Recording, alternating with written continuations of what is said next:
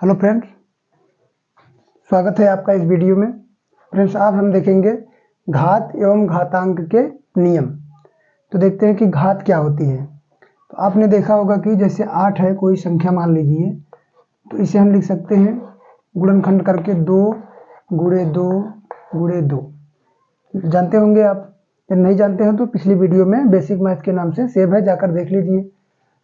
और जब यह इतना बार आ गया तो इसे लिखने में क्या होती है, हमें असुविधा होती है, तो इसलिए इसे हम घात के रूप में लिख देते हैं। जैसे तो यहाँ पर लिख देंगे हम 2, यानी जो हमारा मेन संख्या आई है, अंक आया है, उसे क्या लिख देंगे 2 लिख देंगे। और जितनी बार आया है, तो कितनी बार आया है 1 2 3, तो ही हम लगा देंगे घात। तो इसे क्या पढ़ेंगे 2 की घात 3, 2 पावर 3, अंग्रेजी में क्या बोलते हैं पावर। तो यही जो 3 आया उसे ही क्या कहते हैं, हम घातांक कहते हैं। 3 जो शब्द आया हमारा क्या आ गया, घातांक। और पढ़ेंगे क्या 2 की घात 3 या 2 का क्यूब। तो 2 क्यूब पढ़ेंगे या 2 की घात 3 हिंदी में पढ़ेंगे। इसी प्रकार से कोई और संख्या आ गई, मान लीजिए 100 आ गया, तो 100 को हम लिख सकते हैं 10 गुणे 10। घात लिखते समय हम क्या करेंगे, लगभग एक ही संख्या लिखेंगे तो अच्छा रहेगा, और बाकी आप कोई भी संख्या लिख सकते हैं। आप जैसे 10 आ गया तो इसको क्या लिख सकते हैं हम, जिस संख्या आई है वो पहले लिख देंगे, और जितनी बार आई है उसे हम घात के रूप में चढ़ा देंगे, जिसे हम घातांक कहते हैं। तो वह हो गया हमारा 10 की घात 2 या 10 स्क्वायर। और एक चीज इसे ऐसे भी लिख सकते हैं 2 गुणे 2 गुणे 5 गुणे 5। तो इसमें अब 2 संख्याएं आ गई, तो हम इसे कैसे लिख सकते हैं, 2 की घात कितने 2 बार आया है, तो 2 की घात 2 गुणे 5 2 बार आए हैं, तो 5 की घात 2। तो यही हो गया हमारा घात। तो आशा करते हैं कि आपको घात समझ में आ गई होगी। आप कमेंट बॉक्स में बता दीजिए कि 81 को हम घात रूप में कैसे लिख सकते हैं, 81 को हम घात के रूप में कैसे लिख सकते हैं। कमेंट में जरूर आंसर दीजिए। आप लोग कमेंट नहीं करते हैं, इसलिए हमें बहुत कष्ट होता है, तो आप कमेंट जरूर करिए, इससे हमें मोटिवेशन मिलता है और वीडियो बनाने का मन करता है। तो ये हो गए हमारे घात। अब देख लेते हैं घातों के कुछ नियम होते हैं। हमारा डस्टर नहीं दिख रहा है, मिल गया। तो अब देख लेते हैं घातों के नियम। तो घात हमने देख लिया, अब देख लेते हैं घातों के नियम। पहला नियम है हमारा गुणा का नियम। कौन सा नियम, गुणा का नियम।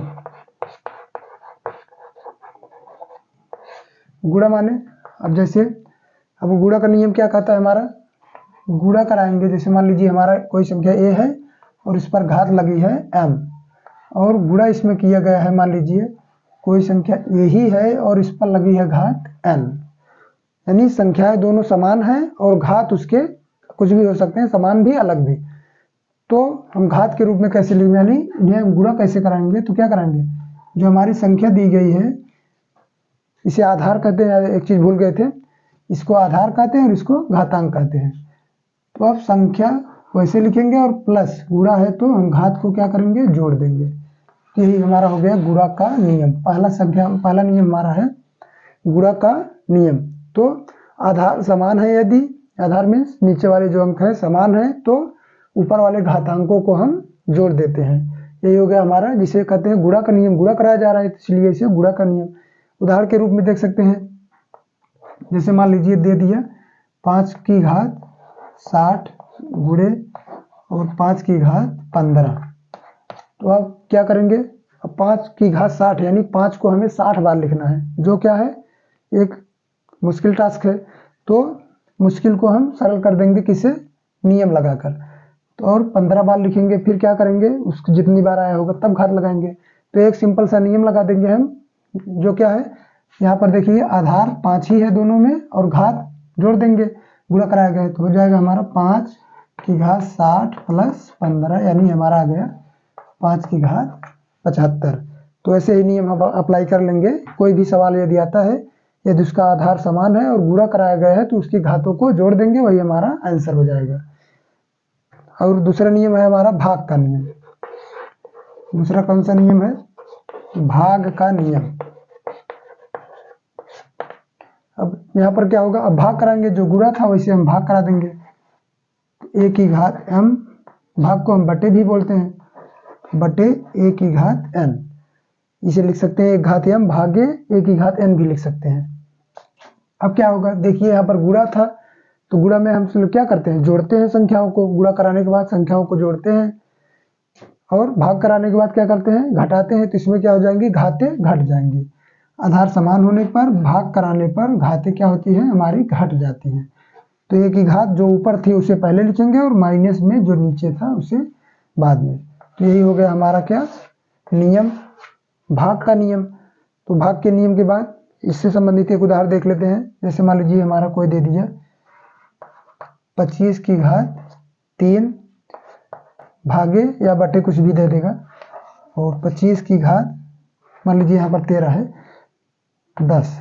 अब क्या करेंगे, 25 को 13 बार लिखेंगे और 25 को 10 बार लिखेंगे तो हमारा टाइम वेस्ट होगा, इसलिए क्या करेंगे, हम नियम याद रखेंगे और नियम को अप्लाई कर देंगे। तो जब नियम अप्लाई करेंगे तो क्या हो जाएगा, ये 25-25 समान है तो 25 वैसे लिख देंगे, और घाते क्या करेंगे, उसे भाग है तो घटा देंगे। तो हो जाएगा हमारा 13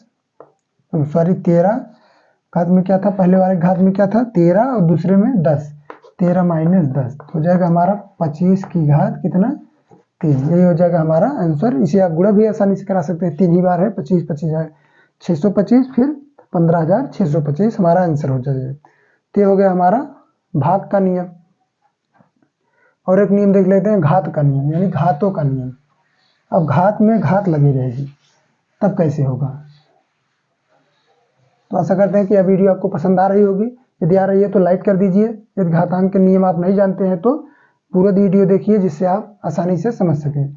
अब घातों का नियम क्या कहता है, घातों का नियम, घातों का नियम यह कहता है यदि कोई संख्या है, इस पर एक घात लगाई गई है और फिर उस पर एक घात लगा दी गई है, ब्रैकेट के अंतर्गत ये संख्या फिर उस पर घात लगा दी गई है, तो इसे हम कैसे लिख सकते हैं, तो a की पावर m गुणे n। अब यहाँ पर गुणा हो जाएगा, जब घात की घात लगी रहेगी तो गुणा हो जाएगा। तो अब क्या होगा, इसका गुणा करा देंगे, यानी मान लीजिए हमारा संख्या दी गई है 5 की घात 3, फिर ब्रैकेट के अंतर्गत 2 दे दी हमारा 2। तो अब इसे हम क्या लिख सकते हैं, 5 की घात 3 गुणे 2, यानी 5 की घात कितना हो गया हमारा 6। तो ये हमारा आंसर हो गया। यानी अब घात में घात लगी रहेगी और ब्रैकेट के अंतर्गत रहेगी, एक चीज़ याद रखिएगा। और एक चीज़ नोट में जानते रहिए, यदि ऐसे लिखा है कोई शब्द, जैसे यही मान लीजिए सवाल है, तो यानी ऐसे दिया है a की घात m की घात n, अब ब्रैकेट यहाँ पर नहीं लगा है तो क्या करेंगे, तो यह इसके बराबर नहीं होगा, नहीं तो आप करेंगे कि यही बराबर हो जाएगा, तो ये इसके बराबर नहीं होगा। एग्जाम्पल के तौर पर आप समझ सकते हैं, यही उदाहरण ले लेते हैं। देखिए तो हो जाएगा 5 की घात 3 की घात 3, ओ सॉरी 2। तो अब क्या करेंगे, यहाँ पर 3 की घात 2 लगा है और 5 की घात 3, पहले इसको हल करेंगे। 3 की घात 2 कितना हो जाएगा, 9 हो जाएगा। तो हो जाएगा हमारा 5 की घात 3 3 9, तो 9 आ गया। तो इसके बराबर आया नहीं आया, इसलिए अगर ये ब्रैकेट के अंतर्गत नहीं दिया है तो पहले घातों को घात हल करेंगे, तब हल करेंगे नीचे वाला, तो यह आंसर हो जाएगा। यानी यह इसके बराबर नहीं होता है, कब, ये ब्रैकेट के अंतर्गत नहीं लिया, सिर्फ घात में घात दे दिया तो क्या होगा, उसके बराबर नहीं होगा कि घातों का गुणा करा देंगे आंसर हो जाएगा, तो आपका सवाल गलत हो जाएगा। आगे देखते हैं।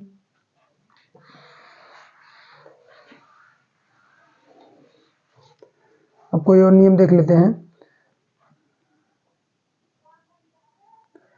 हाँ, एक चीज़ और जानते रहिए, कोई भी संख्या हो, मान लीजिए a है कोई संख्या और इसकी घात 0 है, तो इसका मान हमेशा 1 होगा। यानी किसी भी संख्या का मान 1 होता है जब उसकी घात 0 लगी हो।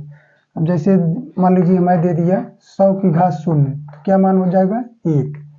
5 की घात 0, तो क्या हो जाएगा 1। आप इसे सिद्ध भी कर सकते हैं। वैसे 0 कब आएगा, मान लीजिए 5 की घात 3 -3 लिख सकते हैं, 0 को लिख दिया तो माइनस है, तो हम बटे के रूप में लिख सकते हैं। 5 की घात 3 बटे 5 की घात 3 लिख दिए, दोनों को बटे और बटे के रूप में।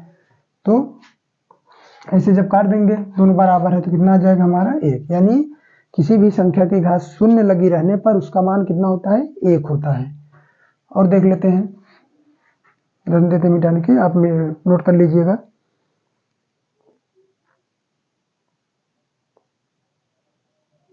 और एक नियम है, मान लीजिए अगला नियम क्या है हमारा, यदि दोनों पक्ष में घात दिए हैं, एक ही घात इधर m दिया है और एक ही घात इधर n दिया है। अब यहाँ पर देखिए आधार दोनों के, बेस दोनों के क्या है, समान है। यदि एक ही घात m है और एक ही घात n है, तो यहाँ पर m बराबर होगा n के। याद रखिएगा, इसका सवाल यानी इससे संबंधित बहुत सवाल महत्वपूर्ण होता है। तो यदि आधार समान है तो इसकी जो घातें हैं वह भी समान होंगी, और इसका उल्टा भी सही होता है।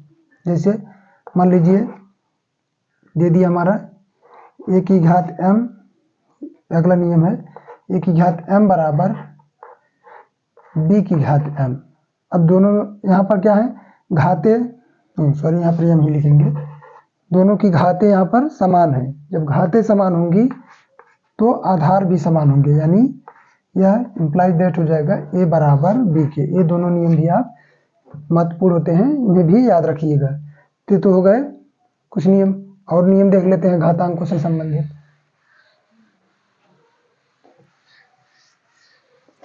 यदि वीडियो अच्छा लग रहा हो तो लाइक कर दीजिए और अपने दोस्तों के साथ भी शेयर कर दीजिए। यदि आप चैनल पर नए हैं तो सब्सक्राइब भी कर लीजिए।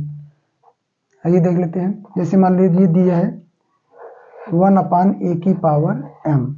अब क्या दी है हमारा 1/a की पावर m। कभी कभी ऐसे दिया रहता है और हल करना, आंसर हमारा किस में आएगा, पूरी संख्या में। तो जब हम इसे ऊपर लिख सकते हैं ऐसे a की पावर, तो हमारा हो जाएगा -m हो जाएगा।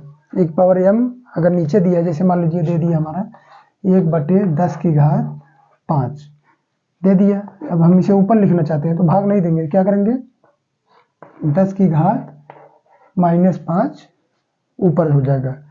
अब कुछ लोग गलती करते थे, जैसे ऐसे दे दिया तो 2 कितना 2 गुणे मान लीजिए 10 की घात 5 दिया है तो ऐसे लिख देते हैं। कैसे, इसको भी ऊपर ले जाते हैं। तो जब छोटी संख्या हो तो इसका भाग करा दीजिए, तो आ जाएगा हमारे 0.5। 1/2 को बदलेंगे 0.5 गुणे 10 की घात कितना -5। तो ये हमारा आंसर हो जाएगा। नहीं तो कुछ लोग ऐसे लिख देते हैं, इसको भी यहीं बगल लगा देते हैं, तो ये क्या हो जाएगा, गलत हो जाता है। तो बगल आप मत लगाइए। अगला नियम इसी का उल्टा देख लेते हैं।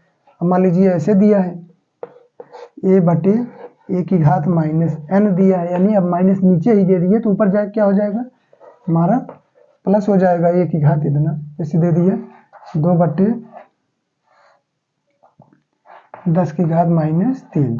अब क्या करेंगे, माइनस है ऊपर जाएगा तो जाएगा 2, यहाँ पर 10 में गुणा हो जाएगा 3। तो 2 तो ऊपर था ही, ऊपर ही रहेगा, नीचे से ऊपर चला गया, बन गया क्या, प्लस। तो ये नियम हो गया हमारा। और कुछ नियम देखते हैं, फिर वीडियो को अपने समाप्त करते हैं।